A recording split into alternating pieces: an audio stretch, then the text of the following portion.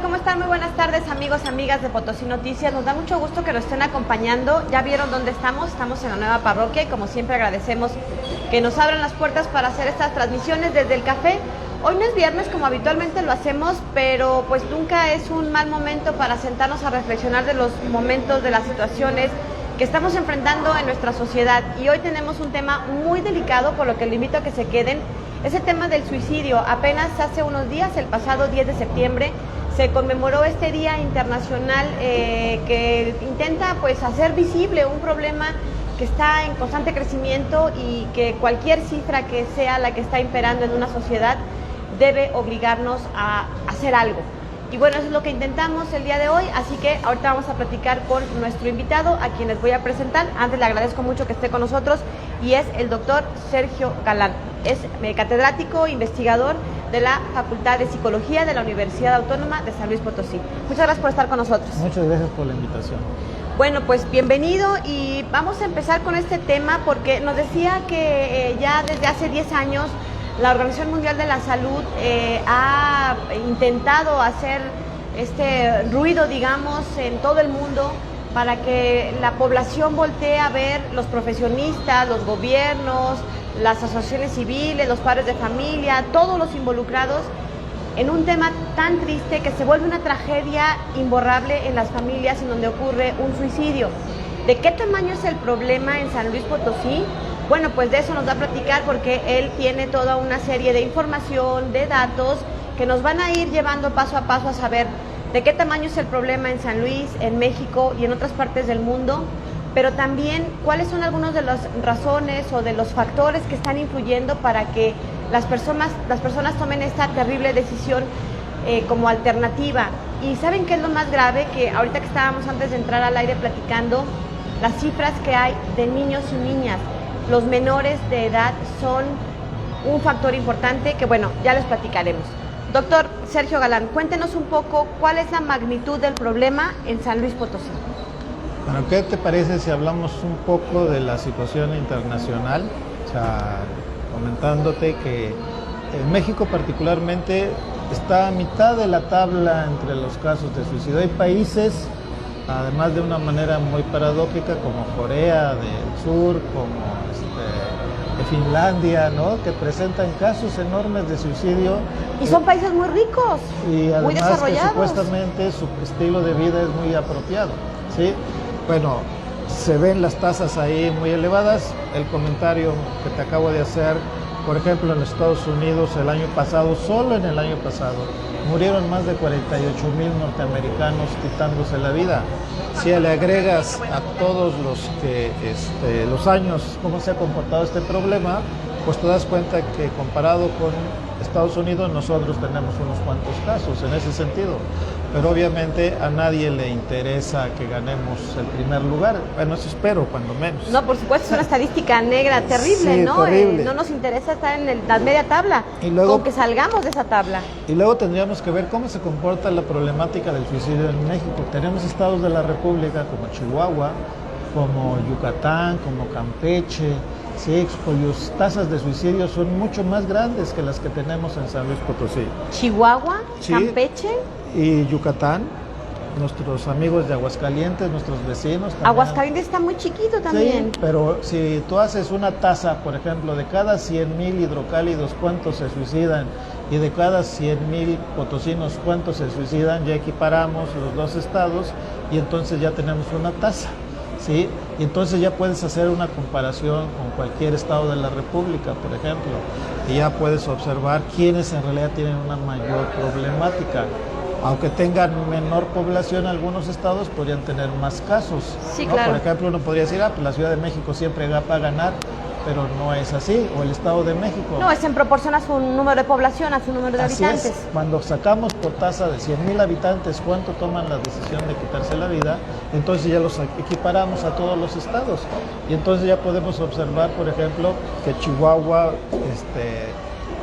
Campeche, Yucatán, tienen una tasa muy alta, hasta de 17, por ejemplo, de cada 100,000 de esas personas toman la decisión de quitarse la vida.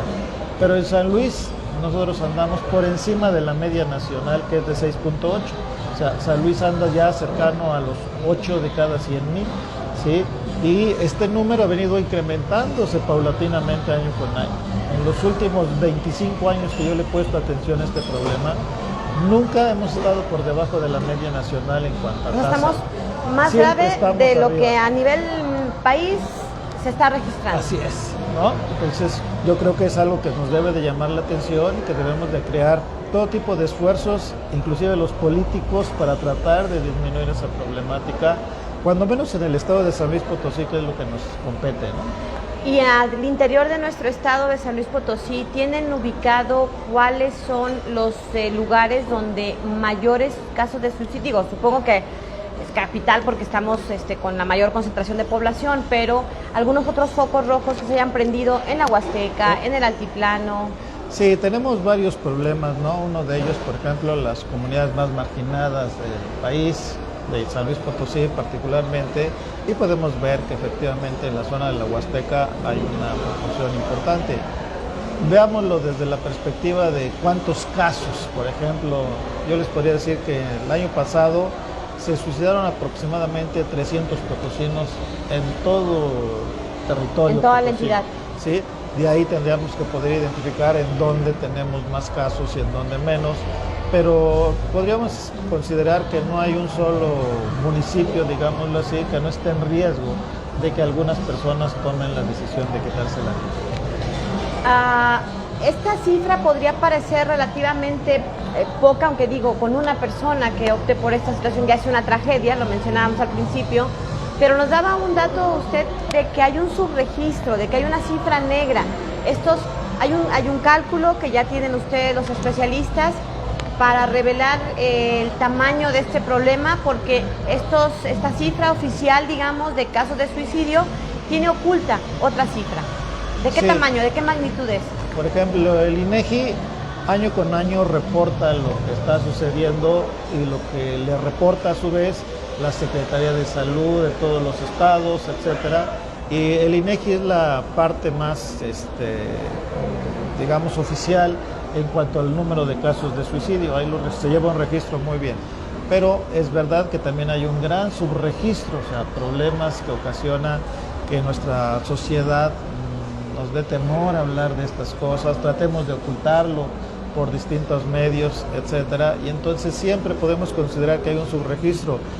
No queda claro de qué tamaño es el subregistro, algunos dicen que del 10, del 20, inclusive del 30% de los casos que tenemos, pero pues los números oficiales son los que tiene el INEGI. Lo que podríamos estar identificando también es que por cada persona que se suicida, pues tendríamos que estar pensando, y los que lo intentan y no lo logran, y no tenemos registros de los intentos de suicidio en el país. Entonces tenemos que apelar a la información que nos da la Organización Mundial de la Salud, que nos dice que por cada persona que se suicida en el mundo, hay aproximadamente 20 que lo intentaron y no lo lograron. O sea, si multiplican 300 por 20, les va a dar un número verdaderamente impresionante de que solo el año pasado esas personas intentaron suicidarse en San Luis Potosí y no lo lograron. O sea, alrededor de 6,000 personas habrían intentado suicidarse y no lo lograron. Y solo el año pasado. Tan solo en un año, en San Luis Potosí. Así es. Sí, estamos hablando de San Luis Potosí. Wow. Y en ese sentido yo les podría decir, para colmo, la gran mayoría son mujeres. ¿Las que lo intentan? Así es. Mujeres. Sí, nada más que en ese caso podríamos tener algunas salvedades, pero me gustaría que quedara claro que cada intento no logrado es importantísimo que lo atendamos independientemente de su condición de sexo, por ejemplo. Pero en general las mujeres prefieren intentar quitarse la vida con métodos menos agresivos como los hombres, ¿no? O sea, que es más agresiva la situación. Un hombre puede dispararse a la cara sin mayor problema, una mujer difícilmente lo va a hacer. O sea, también en eso hay una distinción, hay una diferencia entre cómo intentan suicidarse los hombres a las mujeres. Sí, ¿Cómo es? podemos observar los resultados. Por ejemplo, en San Luis Potosí y en México en general, de cada 10 suicidios, 8 son hombres y solo 2 son mujeres. Aunque estas cifras han ido cambiando con el tiempo. Por ejemplo, por primera vez en el año 2023, el año pasado, casi tuvimos la misma cantidad de suicidios de niñas y niños entre 10 y 14 años. Eso es lo que más me duele. A ver, hay niños y niñas suicidándose o intentando suicidarse. Sí. Imagínense ustedes, sobre todo los que son padres de familia, seguramente va a prenderles ahí una alerta. ¿Por qué llega un niño? A ver, los que se están suicidando, adultos, pues podríamos un poco ponernos en la perspectiva de adultos, ¿no? Las broncas económicas, emocionales, existenciales, no sé, todos estos problemas que los adultos solemos enfrentar o crearnos o exagerar o lo que usted quiera. Pero un niño que en su primera infancia debería tener las mejores condiciones del entorno, ¿qué está provocando los suicidios en los niños y cómo se suicidan? Bueno, ¿Que no hay un adulto ahí cercano? híjole, creo que tenemos una perspectiva un tanto inapropiada de que las familias todas se encargan de cuidar a sus hijos. Y esto no es así, lamentablemente. ¿O de que hay alguien que echarle la culpa? Tampoco. No, o sea, por ejemplo, podríamos observar una enorme cantidad de madres solteras, por Claro. ejemplo, ¿sí? Que difícilmente tienen la posibilidad. Si esa madre tiene que trabajar, ¿cómo va a cuidar a su hijo? Y si tiene que rolar turnos, Así y si ya la es. dejaron al siguiente turno y no le avisaron, Así y es. el cuidado del hijo, pues Puede quedar no en hay cualquier una red lado. institucional que digas garantizado que tu hijo está en una estancia infantil, en una guardería, Así por es. las horas que toca rolar en la zona industrial, con los sueldos precarios que hay, con las condiciones que hay. Tiene razón, es una perspectiva bastante limitada la mía, la que en principio mencionaba, porque la realidad de miles de familias potosinas es que es una mujer la que está al frente y está sola, sin una red de apoyo, ni familiar ni institucional. Claro. Y entonces los niños están solos. Sueltos totalmente, ¿no? O sea, por ejemplo, nosotros podríamos ver la problemática del suicidio, la podríamos dividir en etapas, en años vividos. Por ejemplo, yo podría decir, pues si un adulto mayor tiene una enfermedad terminal, la cual es muy dolorosa y quiere suicidarse, yo podría decir que soy simpatizante de esa idea, ¿no? O sea, ya no soporta, ya no vamos a poder lograr que viva ¿Qué es la sanamente. eutanasia? Ajá, sí, pero eso no se puede aplicar en un niño. Claro. O en un adolescente o una adolescente, ¿no? O sea, la misma lógica no puede ser. Tenemos que diferenciar cómo se está comportando la sociedad actual con relación a las etapas que tiene cada grupo poblacional. A ver, vayamos por partes entonces. Empecemos a revisar, aunque nos duela mucho, el asunto de los niños. ¿Por qué se suicidan los niños? ¿Qué han encontrado ustedes en estos estudios? Bueno, nuestra sociedad ha permitido muchas cosas, muchas cosas. Por ejemplo, somos permisivos al hecho de que un niño fume, por ejemplo, ¿sí? Y podríamos pensar que el acceso para poder consumir drogas más grandes o más complicadas, perdón, sí, pues puede ser el tabaco, pero eso es solo la puerta de entrada. Luego podríamos pensar en marihuana, luego en cocaína o en alcohol, etcétera. Como pueden ver, la situación de que no le pongamos los límites suficientes a esta situación de fumar nos lleva a tomar decisiones inapropiadas ¿A posteriormente. qué edad están empezando, por ejemplo? Cada vez menor, ¿no? Nuestros niños aprenden cuando van a la secundaria, la gran mayoría, así como también aprenden ahora a tener relaciones sexuales. O sea, la problemática es tal que hoy, por ejemplo, si ustedes se paran en cualquier escuela secundaria, pública o privada, no diferenciamos esa situación, ustedes pueden observar que hoy las niñas consumen más alcohol que los niños. Las niñas fuman más que los niños. Estamos a punto de observar una transformación en la perspectiva que teníamos antes de que eso no pasaba con las niñas, por ejemplo. Y ahora ya tenemos una situación distinta. Y el hecho de que inicien en su vida sexual, porque es obvio que no podemos cuidar a nuestros hijos las 24 horas del día, ¿sí? Ahora tendríamos que estar pensando, ¿qué hacemos con esa situación? Piensen, por ejemplo, en una niña embarazada de 12 años. Hay casos en San Luis. Claro, y lamentablemente yo les podría decir, en cada escuela secundaria tenemos niñas que han abortado, por ejemplo, a los 12, 13, 14 años, que se han embarazado, no muchas, no muchísimas, pero yo te podría decir, en una escuela secundaria, cuando menos 5 o 6 casos vamos a tener, ¿sí? Y entonces tendríamos que estar pensando todo lo que podríamos hacer, o sea, la ventana de oportunidad que tenemos porque tenemos normatividad nueva ahora en nuestro país. Por ejemplo, tenemos una legislación de apoyo a niñas, niños y adolescentes que va desde los 10 años. O sea, tratamos de hacer la protección correspondiente, pero a muchos papás no les agrada, por ejemplo, que podamos hablar de sexualidad en niños y niñas en el 5º año de primaria, por ejemplo. Y lo cual es negar el problema. Claro, es cerrar los ojos a una realidad que está enfrente de ti. Así es, sí. Lamentablemente es esa situación. Y entonces todo esto viene a complicar la perspectiva de vida que podían tener. Nada más imagínate a una niña embarazada a los 12 años, a los 13 años. O sea, en una escuela, lamentablemente, no conozco una que le apoyen en esa situación, donde se cuestionen las cosas para que la niña pueda desarrollarse, por ejemplo, en la escuela secundaria, sino que por lo contrario, le cerramos todo tipo de puertas y la mandamos a su casa. Donde a lo mejor enfrenta una condición de vida totalmente difícil, ¿no? Y que ya no va a poder generalmente continuar con sus estudios. O sea, desde ese momento le empezamos a cortar todo tipo de posibilidades de seguir desarrollándose académicamente a una niña. O sea, por eso viven situaciones tan complicadas las niñas en este momento.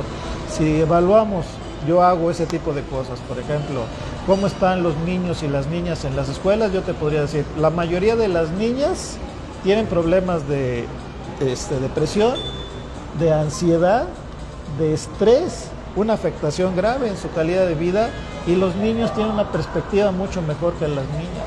O sea, estamos haciendo algunas cosas de manera inapropiada. Muy mal.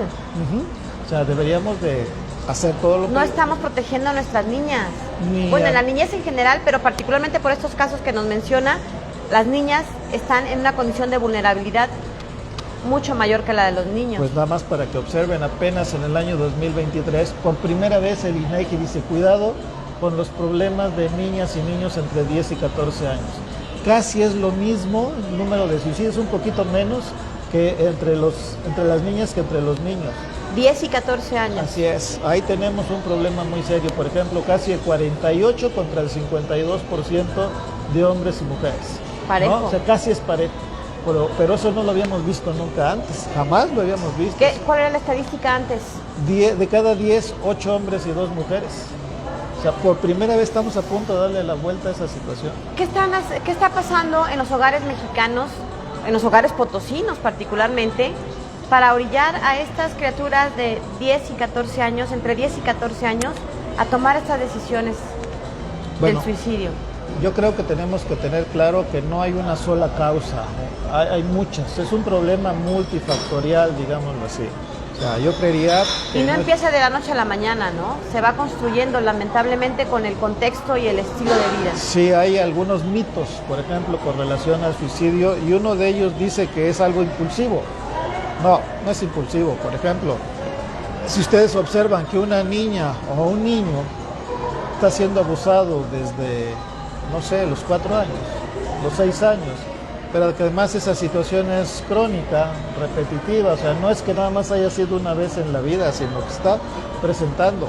¿Abuso de cualquier tipo o hay un mayor incidencia en abuso de todo sexual? tipo, ¿no? Podríamos pensar en abuso físico, ¿no? De golpear a los hijos, de denigrarlos si pensamos en abuso psicológico, pero lamentablemente también está presente la problemática del abuso sexual, ¿no? O sea, es una situación que está ahí, y todos esos elementos nos deben de dar una idea de cuál es el riesgo y cómo se incrementa ese tipo de riesgos en la población, particularmente de los jovencitos.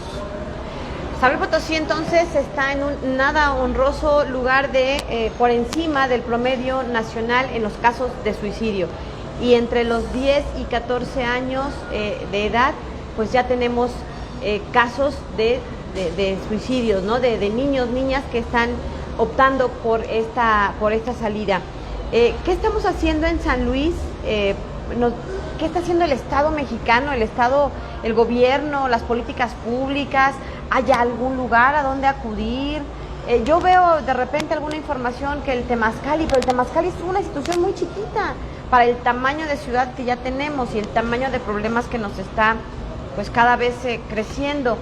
¿Hay alguna instancia que el gobierno federal, estatal o municipal tengan para ir a tocar la puerta? Porque todo el mundo piensa en el DIF, pero no sé si el DIF tengan las opciones ahí a la mano. A ver, tenemos algunas opciones, pero debo de dejar claro penosamente que son insuficientes. Por ejemplo, podemos enviar a las personas al DIF, pero yo quiero saber cuántos de los profesionales que están en el DIF tienen los estudios apropiados para trabajar problemas de suicidología, como se conoce.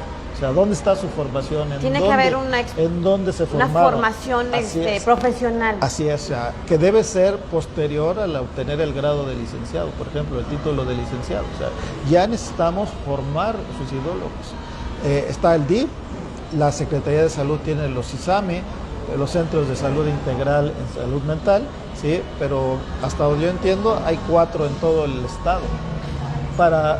Les recuerdo que somos casi 3 millones de habitantes. O sea, ¿cómo podemos pensar que con 4 instituciones, sí, podemos atender? Que puedan tener de a 4 psicólogos en el mejor de los casos, porque creo que no hay ni esos. Aunque tuvieran una docena, o sea, ni así podríamos pensar que vamos a poderle dar cobertura a todo el estado. O sea, ni siquiera tenemos por regiones el número suficiente de profesionales.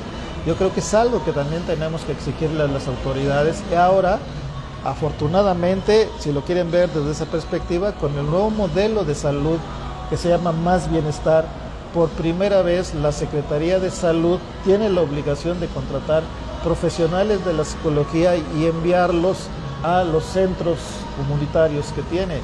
Pero eso es para 2024, o sea, apenas vamos a empezar a ver a tomar algunas medidas. Así es. Porque esta ley existe desde hace ya varios años. Ya hace 3 años, pero no lo habíamos implementado. Podíamos echarle la culpa a la pandemia, todo lo que quieran, pero ahora lo tenemos que hacer.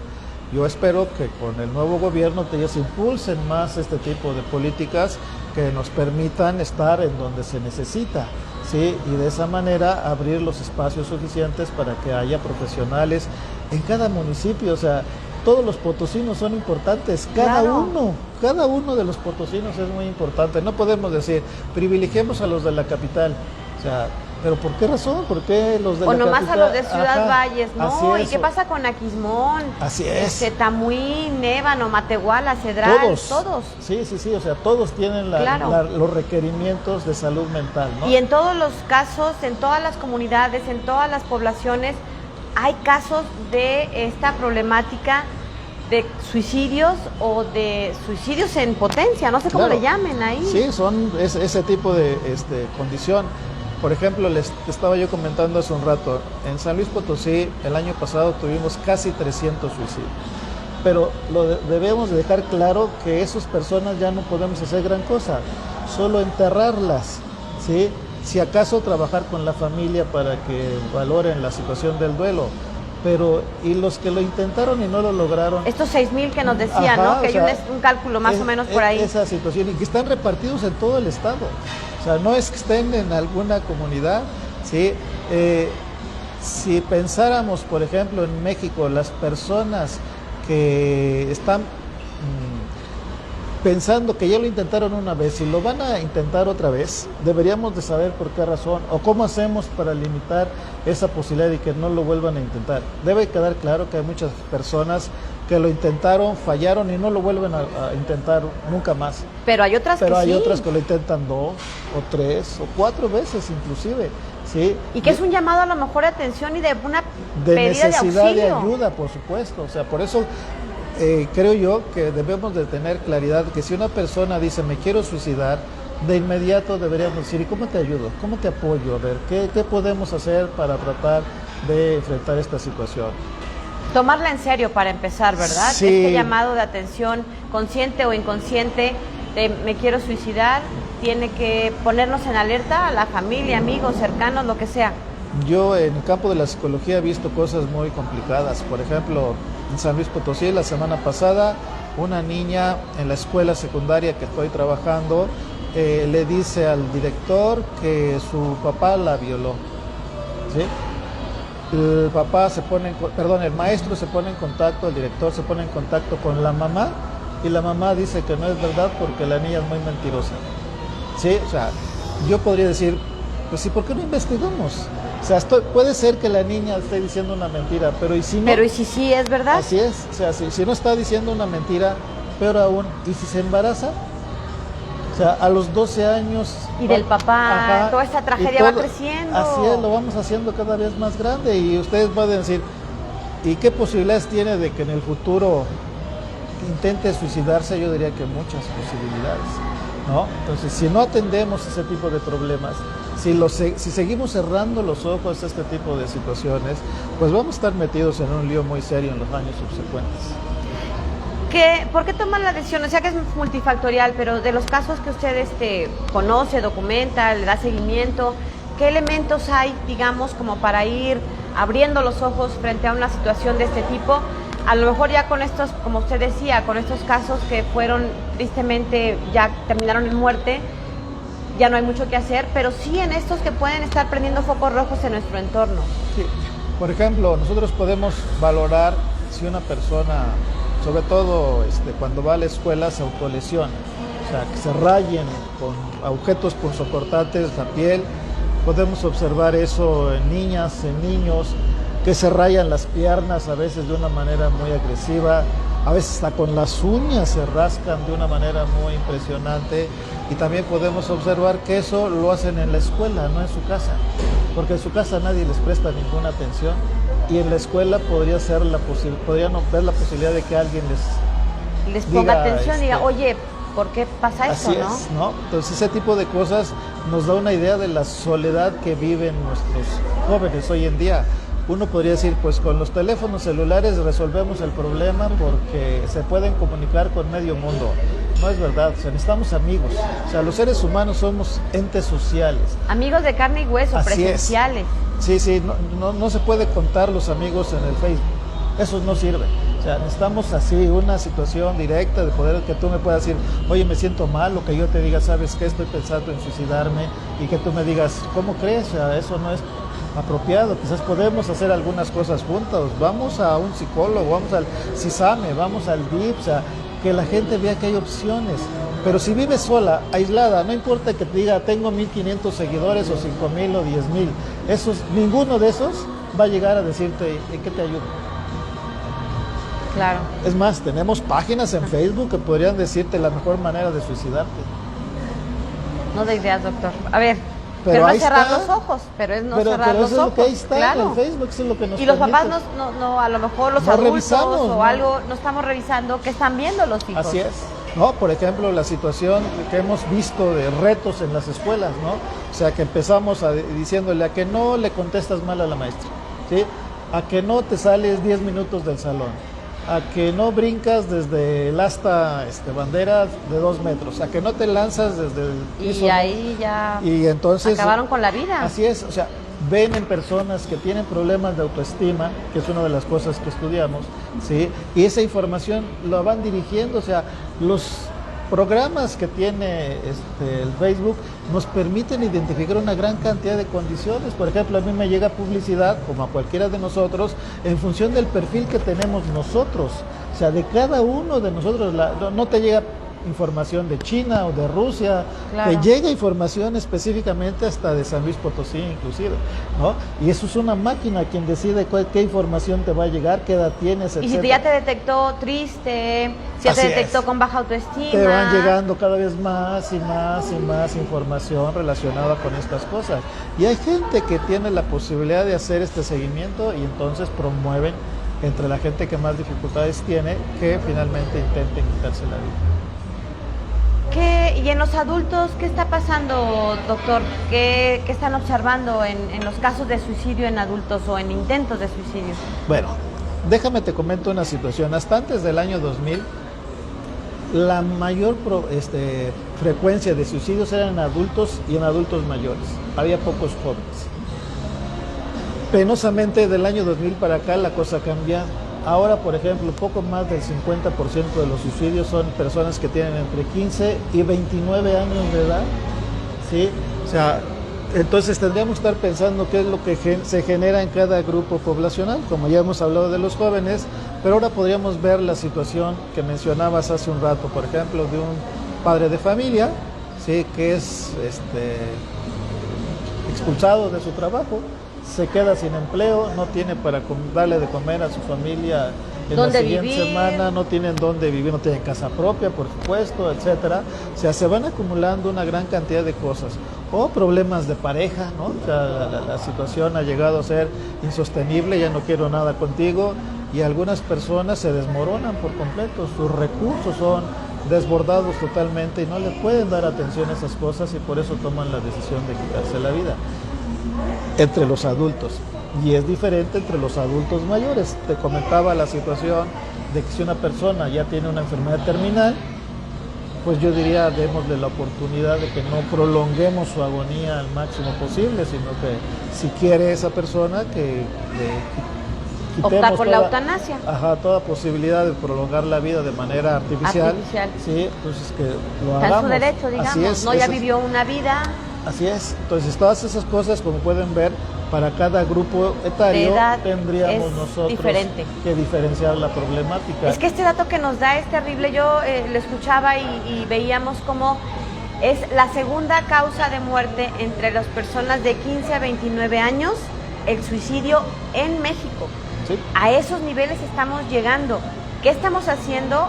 Como bien decía el doctor, no hay que cerrar los ojos. No es un tema que no nos gusta. Y más cuando estamos escuchando toda esta serie de factores que influyen: el abuso infantil, la pobreza, los sueldos precarios. Es un círculo ahí donde entramos todos. La parte social, la parte política, la parte económica. No cerremos los ojos porque va en aumento tristemente. El que haya pasado en los últimos años a ser la segunda causa de muerte en nuestro país tiene que prendernos más que un foco de alerta, sí, ¿no? Claro. ¿Qué se puede hacer? Pues yo creo que debemos de tener claro que hay que modificar la situación que tenemos actualmente. O sea, debemos de volvernos promotores de un cambio en las políticas nacionales o locales. Por ejemplo, yo podría decirles, a ver, con el nuevo modelo de atención a la salud, el Más Bienestar, se requiere de que en San Luis Potosí haya psicólogos en los centros de salud comunitarios que tiene a su cargo la Secretaría de Salud. Aclaro, también el IMSS debería de hacer lo mismo, pero no tenemos psicólogos en el IMSS, no tenemos suficientes psicólogos en la Secretaría de Salud y ahora tendríamos la posibilidad incluso de decir, pero necesitamos una cierta cantidad de plazas, no sé cuántas, pero yo les podría decir que de acuerdo con el Más Bienestar, por cada 3 consultorios médicos debería de haber uno psicológico.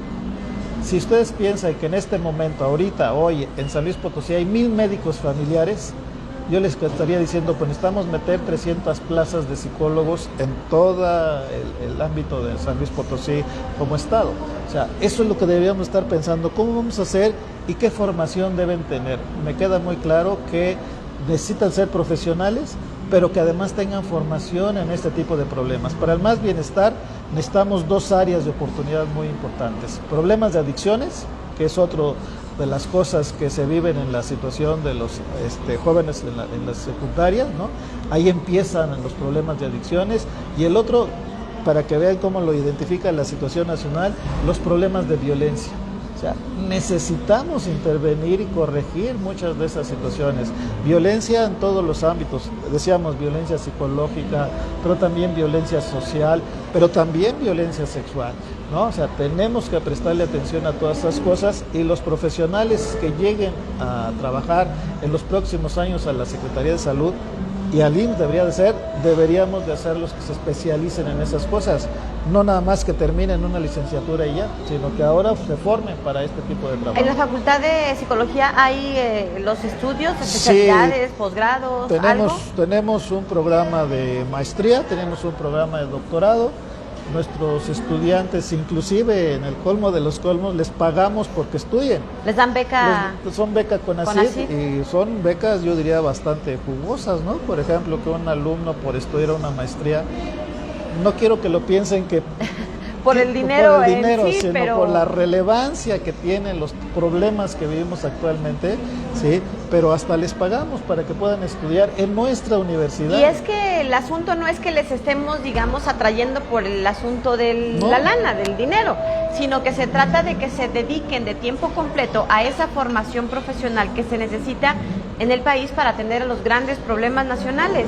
Entonces, por eso hay un financiamiento del Estado mexicano, del CONACYT, para que estas becas permitan que los jóvenes que quieren seguir estudiando para aprender más, para tener más capacidades, bueno, pues se dediquen a eso, sin estar pensando en cómo me mantengo, cómo sobrevivo, los 2 años que dura la maestría o no sé Y cuánto. 3 el doctorado. Aprovechen estas becas porque creo que es una muy buena oportunidad.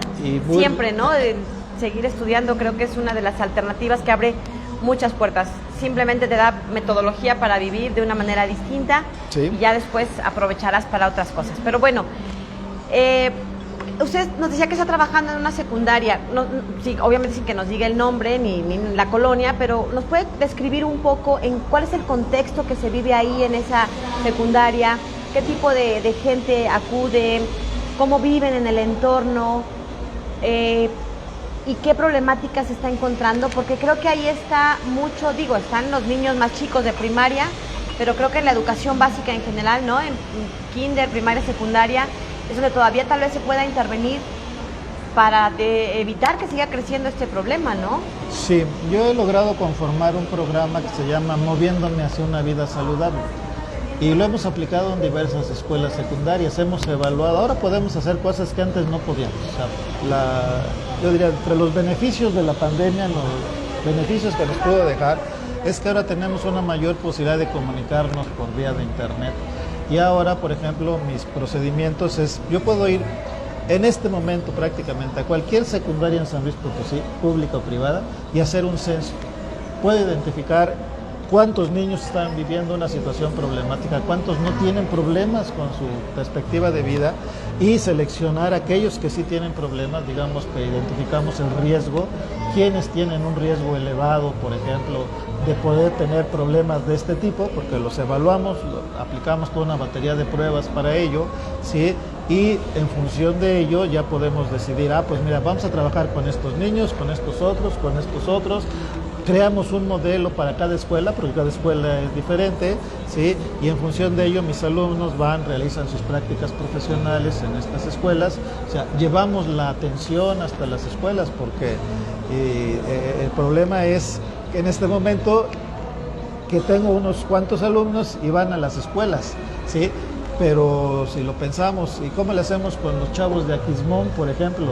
Ahora ya estamos planeando, por ejemplo, realizar intervenciones en larga distancia, ¿no? O sea, en modalidad con virtual. internet y virtual, para poderles también ofrecer alguna alternativa de solución. Obviamente no nos resuelve todos los problemas, idóneamente deberíamos de tener psicólogos en cualquier comunidad. Allá también, ¿no? Así es, claro. Y podríamos hacer incluso trabajo colaborativo, yo creo que eso sería lo más relevante. Entonces sí podemos hacer ese tipo de cosas, pero hay que tener a los profesionales para ello. Claro. ¿Qué riesgos están detectando en las secundarias, por ejemplo? Pues yo creo que el principal problema que podemos observar es el inicio en el consumo de sustancias tóxicas. Adicción. El inicio de la vida sexual. Sin la información adecuada. Así es, sí. O sea, yo creo que nuestros niños deberían de aprender a prevenir infecciones de transmisión sexual como paso número 1 y ya como segunda opción que no se embarace. Pero el objetivo en realidad sería cómo nuestros niños pueden disminuir los riesgos de que tengan una infección de transmisión sexual, tanto hombres como mujeres. O aprender cuáles son los riesgos que implica empezar la vida sexual a tan temprana edad, ¿no? También. Pero eso a lo mejor no lo vamos a poder evitar, ¿no? Claro. O sea, podríamos darles la información y podríamos ver la situación de los pros y los contras. Pero finalmente me gustaría que nos quedara muy claro que los niños y los jóvenes toman sus propias decisiones. No nos piden permiso para decirnos. Sí, no, ya son otros tiempos. Ajá, ya es una situación totalmente diferente. Y bueno, la sociedad ha sido permisiva en ese sentido, ¿no? Yo escucho a veces algunas canciones ridículamente tontas en ese sentido, ¿no? Sí, que hacen una promoción muy trivial, muy romantizada. O no, incluso una situación de aberraciones sexuales, ¿no? O sea, niñas de 5 años bailando, y cantando y moviéndose. Así es, de una manera sexualizada totalmente. Yo creo que debemos de detener ese tipo de cosas. Porque no hay la madurez todavía psicológica, emocional, para enfrentar cierto tipo de realidades, ¿no? Sí. El hecho de que estemos hoy platicando con el doctor Sergio Galán, investigador de la Facultad de Psicología de la Universidad Autónoma de San Luis Potosí, no solo es en el marco de este 10 de septiembre que acaba de pasar, fecha en la que se está conmemorando, ¿cómo se le llama, doctor? Día Internacional del No para la Suicidio. prevención del suicidio. Prevención del suicidio. Sí. sino porque las cifras nos están arrojando una realidad que a lo mejor no estamos viendo del todo los papás, los directores, los maestros, los políticos, porque no se está atendiendo una problemática de fondo. No se trata solo de disminuir las cifras de suicidio, sino de buscar una calidad de vida de niños, adolescentes, jóvenes, porque las cifras se están disparando. El hecho de que, insisto, de entre los jóvenes de 15, 29 años sea la segunda causa de muerte el suicidio, creo que a todos nos debería estar preocupando. ¿Qué tipo de ayuda ofrecen en la facultad? ¿Dónde otras opciones? ¿Qué hace un padre de familia que está viendo que su hijo trae estas cortadas? O que ya vio por ahí que tiene problemas de autoestima o de depresión o de ansiedad. ¿Qué se puede hacer? Bueno, yo creo que lo importante es cómo buscar ayuda, en dónde buscar ayuda. El único problema que yo veo es que los espacios que tenemos son insuficientes. Pero bueno, intentemos que con lo que tenemos actualmente, pues busquemos la posibilidad, por ejemplo, de que atiendan a un menor en un CISAME, ¿no? O la clínica Gerardo Neumann, ¿En el DIF también hay? En el DIF también pueden darle algún tipo de atención, pero el DIF a lo mejor... Lo canaliza, así ¿no? Es, yo creo. sí. En el área de Temazcal y etcétera, ¿no? O sea, tenemos algunas opciones. La Facultad de Psicología, cuando menos, tiene 2 centros de atención a la comunidad, en donde también podríamos colaborar en ese sentido.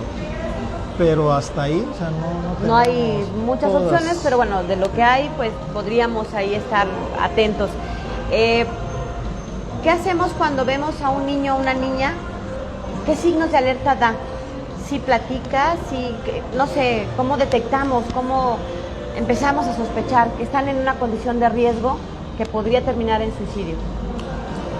A mí me parece que lo que debemos de hacer es, primero, tener una buena conversación con nuestros hijos. Debemos de abrir los espacios para la conversación y que, por ejemplo, podamos identificar si se está lesionando o autolesionando, como se conoce el concepto, ¿no? O sea, y eso quiere decir que yo vea sus brazos, que yo vea que una niña está usando una falda y no tiene rayas en las piernas o en los brazos, ¿sí? O sea, si no me quiere mostrar, estoy hablando de que las mamás revisen a sus hijos, no necesariamente que los hombres revisemos a las mujeres, pero si mis hijos no me quieren mostrar sus piernas o sus brazos, seguramente algo está mal, ¿no? O sea, y otra condición que deberíamos de poder observar es que la gente, entre más se aísla, entre menos amigos tenga una persona, más problemática debe ser su situación social.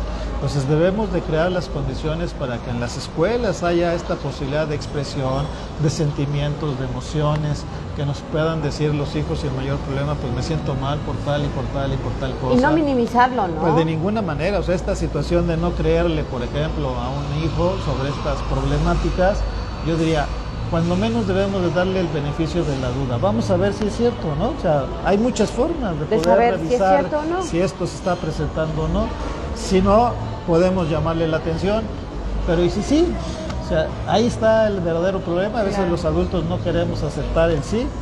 O sea, sí está el problema, ¿no? Entonces, pues imagínense una hija o un hijo se va a sentir traicionado por su mamá o por su que persona son los más principales personas más cercanas, Así que se es. supone que están incondicionalmente para los hijos. Así es. Doctor, ¿qué nos dejó la pandemia? Porque hubo muchos niños y jóvenes que estuvieron casi 2 años encerrados, aislados, que quizá les tocó esta transición a lo mejor de una etapa de la infancia a otra, o de la niñez a la adolescencia, y que no aprendieron a socializar con sus pares, con otros niños, con otras niñas, que empezaban a sentir y pensar cosas distintas porque ya eran adolescentes y ya no eran los niños de 4º o 5º donde agarró la pandemia, y cuando vuelven a presencial ya son adolescentes. ¿Cómo andan y qué hacer? Vean, la situación de la pandemia nos dejó muchas enseñanzas también. O sea, si le ponemos atención a algunas cosas, les podría decir, las personas que murieron menores de edad durante la pandemia fueron alrededor de 300 personas en todo México. O sea, Poquitas. muy poquitas. Pero si ustedes piensan, ¿y cuántas personas menores de 15, de 18 años se suicidaron? Más de 600. ¿En la pandemia? Así es. Sí, ¿Murieron más por suicidio que por COVID? así es. Madre O santa. sea, la situación es que no le dimos ninguna difusión a ese tipo de cosas. O sea, es más, la gente ni sabe cuántas personas murieron como consecuencia del COVID, pero tampoco tienen la perspectiva de cuántos se suicidaron. O sea, tenemos un problemón grave. O sea, la pandemia nos dejó situaciones de violencia. O sea, todas nuestras instituciones estuvieron a punto de colapsarse. O sea, estuvimos cerquita las instituciones, por ejemplo, de atención a mujeres violentadas, de decir ya no podemos soportar ingresar a una persona más. O sea, porque era tal la problemática social, socioemocional, que afortunadamente empezó a disminuir en tiempo apropiado, ¿no? Pero tuvimos problemas muy serios. Eso nos dejó la pandemia. Chavitos que durante 2 años no fueron a la escuela prácticamente, que no socializaron con nadie. Y yo podría decirte, hoy en día mis principales problemas con mis alumnos son su gran incapacidad de socializar, de asimilar, de mostrar sus emociones, porque nunca les enseñamos a hacer eso, ¿sí? Y ahora pues vemos este tipo de problemas que estamos identificando como tal. O sea, el hecho de que yo les diga, es que en el 2023 ya hay casi tantas niñas como niños entre 10 y 14 años que se suicidaron, ustedes podrían ver que hace 2 años estaban metidos en la pandemia. Sí, o sea, esos niños que están ahorita de 10 a 12 años, 14 años, cuando estaban en la pandemia estaban totalmente aislados. ¿Sí? Pues es el resultado de todo esto. Ojalá... Este incremento en el número de suicidios viene desde allá. Lo venimos arrastrando. Claro. Sí, entonces ahora vemos esas olas que están presentando. Yo quisiera pensar que con el tiempo van a disminuir, pero eso no lo podemos asegurar si no creamos las condiciones de intervención. O sea, ¿cómo vamos a hacer para brindarle a los potosinos la posibilidad de que atendamos problemas de salud mental? Hablemos por lo pronto de estas cosas con ¿Sí? los profesionales, en nuestra casa, en nuestro propio círculo. Otra realidad es que un alto porcentaje de los hogares, no solo en San Luis Potosí, en México, son encabezados por mujeres. Sí. Son mujeres jefas de familia, que no solo tienen que estar ocupadas en la crianza, en la salud, alimentación, educación, cuidado de los hijos, sino que además tienen que salir a buscar el sustento por la razón que sea. Y en eso creo que hay mucho que hacer todavía, ¿no? Muchísimo. O sea, ¿cómo hacer que dejemos de pensar que el hecho de que una persona se embarace y que tenga 12 años tenga la posibilidad de criar a un nuevo ser humano sin una pareja, sin tener asegurados el sustento, por ejemplo? Lo básico, ¿no? Así es. Yo creo que ahí tendríamos mucho, pero muchísimo que pensar y discutir. Por ejemplo, yo podría decir, a ver, ¿y si esa niña tiene la posibilidad de interrumpir su embarazo? O sea, como tal lo estoy diciendo, a ver, ¿qué pasa si a esa niña le damos la información, le permitimos observar cómo va a ser su futuro en esas condiciones y dice, yo no quiero ser mamá? Tengo 12 años, tengo 13 años, 14 años, no quiero ser mamá. Tiene la posibilidad de que pueda interrumpir su embarazo legalmente, siempre y cuando sea antes de los 3 meses de embarazo, aunque, por ejemplo, nuestros amigos de aquí de Aguascalientes, la gobernadora acaba de reducir ese plazo entre los hidrocálidos, lo cual me parece también... A 6 semanas, ¿verdad? En vez de 12. Así es, o sea, sí, esa sí, situación, qué falta de sororidad para empezar, ¿no? Pero bueno, eso es de los vecinos. Pero aquí también está la discusión pendiente, sí, San Luis Potosí, es una chamba que le toca al Congreso que viene, hay que hablarlo, no estamos diciendo que a favor o en contra de tal o cual postura. Hay que hablarse, hay que discutirse. Y que tendríamos que estar pensando, bueno, ¿y si una niña quiere interrumpir su embarazo, en dónde? ¿Quién? ¿En qué condiciones? ¿En qué condiciones? ¿Cómo alguien puede decir, no, es que yo tengo objeción de conciencia para que se haga algo?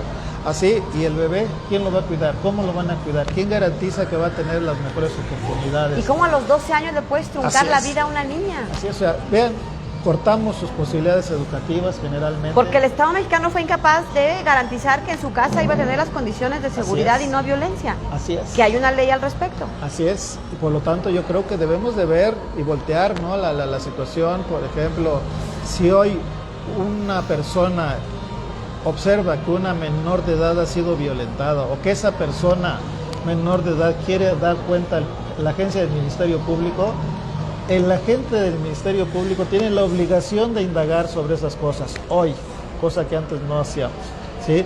Pero lamentablemente, espero todas las críticas que quieran, pero lo voy a decir, ¿sí? Si no hay dinero sobre la mesa, las cosas no se van a mover. La corrupción sigue imperando. Ese es nuestro talón de Aquiles. Ajá, yo diría que por esas razones necesitamos cambiar también nuestro sistema en el ámbito judicial, ¿no? O sea, bueno, lo que se anda cambiando es la impartición, pero nos faltó la procuración, ¿no? Sí, la sí, primera sí, instancia, sí. La procuración de justicia, Todo nuestros eso. ministerios públicos. Así es. Entonces esa situación, pues podría yo soportar las críticas que quieran, pero es necesario que las abordemos. Bueno, pues se nos ha terminado el tiempo, nos ha dejado una serie de datos, de cifras en las que nos ha dejado mucho que pensar, mucho que cuestionar sobre todo. Estos datos, por ejemplo, de que San Luis Potosí está por encima de la media nacional en el número de suicidios, que cada vez más hay más casos de niños que se suicidan entre los 10 y los 14 años, que la cifra se está revirtiendo, antes era de cada 10 suicidios, 8 eran varones, hoy se está incrementando prácticamente a la misma cantidad de hombres y mujeres. De esta cifra oscura de que por cada suicidio que llega que se consuma, hay por lo menos 20 intentos de suicidio, lo que nos estaría hablando de que en San Luis Potosí el año pasado hubo 6,000 intentos de suicidio, de los que nadie habla o de los que nadie registra. ¿Qué otra cifra se me está yendo, doctor? Pues que podríamos pensar que hay jóvenes que aún no lo intentan, pero vean, para resolver sus problemas de vida, están pensando en quitarse la vida. Aún no han tenido un intento. Bueno, por cada caso de esos 6,000, tendríamos que multiplicar por 20 nuevamente ese numerito. O sea, todavía no lo intentan, pero ya lo están considerando. Lo están considerando, o sea, eso quiere decir que tenemos 120,000 potosinos que el año pasado están pensando en la posibilidad de quitarse la vida. Ojo, no sabemos en dónde están. Por lo tanto, tenemos que ir a buscarlos, tenemos que encontrarlos para poderles ofrecer ayuda. Si no lo hacemos así, pues en algún momento van a pasar a las siguientes etapas, ¿no? O sea, primero lo pienso, luego lo planeo, ¿sí? Y luego lo ejecuto. La situación es si ese primer intento es exitoso o no, ¿sí? Y yo diría, pues, ¿para qué nos esperamos? ¿Por qué no vamos y buscamos y ofrecemos apoyo? Pero para eso necesitamos profesionales bien preparados, que atiendan ese tipo de cosas, que vayan a buscar, no que esperen sentaditos atrás de un escritorio a ver cuando llega una persona así. Difícilmente llegan así en ese sentido esos casos.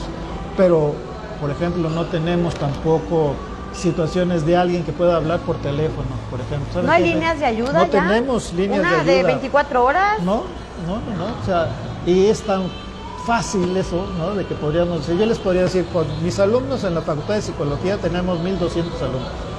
Sin mayor problema armo todo un equipo, un equipo preparado, que 24 horas al día, todos los días del año sin excepción, le podamos brindar atención a la comunidad. Estos llamados primeros auxilios psicológicos, sí, ¿no? Así es. No es la intervención total, pero sí una que amortigue ahí. Empezar a canalizar ese tipo de cosas. Hoy lo podemos hacer, pero necesitamos los recursos. Mi director acaba de tratar de hacer eso recientemente, pero yo diría que aún necesitamos muchos más recursos económicos para lograr impactar favorablemente todas estas cosas. Pero de que lo podemos hacer, lo podemos hacer. Ahora yo espero que el señor gobernador diga sí le entramos, ¿sí? Los diputados y los senadores digan sí le entramos a esta cosa y con estos presupuestos lo vamos a hacer, porque todo programa que no tenga el sustento económico no sirve absolutamente para nada. No pasa de ser ni siquiera una buena intención, porque eso no es una buena intención. Aquí hay que demostrarlo pues con hechos, y los hechos son presupuesto para que se ejecuten las cosas, ¿no?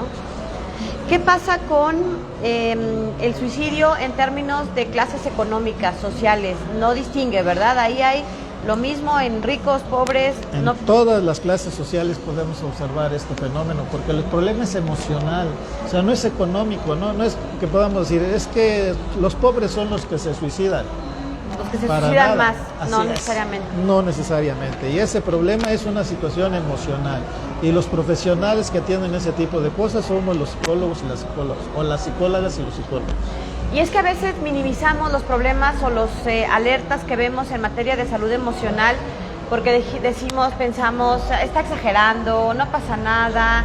Y sí pasa, y sí está pasando, y puede ser un problema emocional, pero a lo mejor también puede ser un problema químico porque tiene una depresión, porque le falta litio en el cerebro, y con una pastillita se resuelve. Pero ¿y si no? Así que hay que tomarlo muy en serio. Doctor, muchas gracias. ¿Algo más que usted guste agregar? Pues me gustaría simplemente darles mi correo electrónico si alguien quiere algún tipo mayor de asesoría o que más información. Quiero decirles que todos los datos que les estoy proporcionando no me los estoy inventando, están en el INEGI. Apenas hace unos días el INEGI sacó un reporte específicamente sobre la problemática de suicidio en el país y de ahí los pueden consultar sin mayor problema.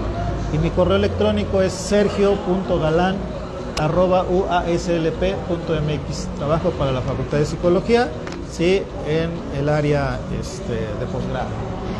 sergio.galan@uaclp.mx. Sí. Ahorita lo ponemos en los comentarios al terminar la transmisión por si alguien se quiere comunicar con el doctor.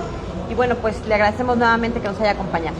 Pues ojalá que venga después para que nos siga dando más datos me inviten, de estos. con todo gusto. Muy bien, pues muchas gracias. Y bueno, pues a ustedes también muchas gracias. Gracias a todos mis compañeros que hacen posible la transmisión de este espacio. Gracias a la nueva parroquia que nos recibe como cada semana para hablar de los temas que están pues construyendo la realidad que estamos viviendo aquí en San Luis Potosí. Y a ustedes también, bueno, pues hoy no fue viernes, hoy fue jueves, pero igual les deseamos una muy buena semana en los días que vienen. Tómese con calma, si tiene la fortuna de descansar en el puente que viene, pues descanse, relájese, tómese muy en serio su salud emocional porque créanme que vale la pena. Gracias, soy Lidia Huache, hasta la próxima.